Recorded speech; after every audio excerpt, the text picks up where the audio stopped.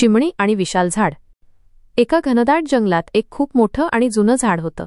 त्याची उंची इतकी होती की त्याची टोकं आकाशाला टेकल्यासारखी वाटत होती।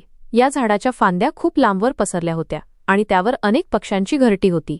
हे झाड जणू काही त्या जंगलाचा राजाच होतं। एक चिऊताई होती जिचं नाव चिनू होतं। चिनू खूप लहान होती, पण तिला खूप उंच उडण्याची इच्छा होती। तिला त्या मोठ्या झाडाच्या सर्वात उंच फांदीवर जाऊन बसायचं होतं, जिथून तिला पूर्ण जंगल दिसेल। पण ती खूप लहान असल्यामुळे तिला ते शक्य होत नव्हतं। रोज सकाळी चिनू त्या झाडाकडे बघायची आणि विचार करायची, मी कधीतरी तिथे नक्कीच जाईन। इतर चिमण्या तिला हसायच्या आणि म्हणायच्या, अगं वेडे, तू खूप लहान आहेस, ते तुझ्यासाठी नाही।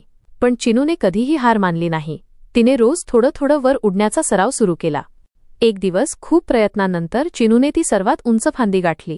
तिथून तिला पूर्ण जंगल हिरवगार दिसत होतं। सूर्यप्रकाश तिच्या पंखांवर पडला होता आणि तिला खूप आनंद झाला। तिने मोठ्याने गाणं गायला सुरुवात केली। इतर चिमण्या तिला आश्चर्यचकित होऊन पाहत होत्या।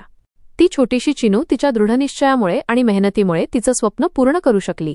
यातून तिला एक महत्त्वाचा धडा मिळाला की कितीही मोठं ध्येय असो, जर आपण प्रयत्न करत राहिलो तर ते नक्कीच साध्य होतं।